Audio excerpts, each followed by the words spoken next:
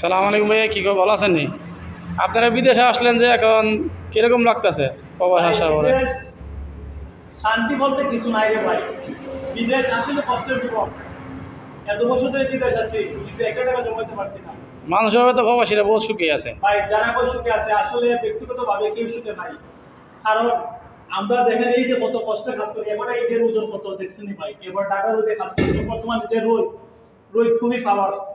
আর আমরা যে কষ্ট করে টাকা দিই, যদি কোনো কারণে কোনো সমস্যার কারণে 1 মাস 2 মাস স্যালারি না দিতে পারি, দেশে টাকা না পাঠাতে পারি, তাহলে আমাদের ফ্যামিলি মানুষগুলা আমাদেরকে ভুলবো যে ভাবে যে আমরা টাকা হয়তো বিভিন্ন এই কারণে টাকাগুলা খরচ করলে, কিন্তু আমরা কষ্ট একমাত্র আল্লাহ ছাড়া কেউ বুঝে না রে কেউ ভাই। বুঝে না। কেউ বুঝে না, আর বুঝতে চাইও না। এখন ছেলে সন্তান বাবা মা ফালা জেলেন, মনে কষ্ট লাগে না? এটা অনেক কষ্ট পায়। এমনও সময় যে দেখেন আমরা 15 ঘন্টা 16 ঘন্টা ডিউটি করি, যখন রাত্রে গিয়ে বাসায়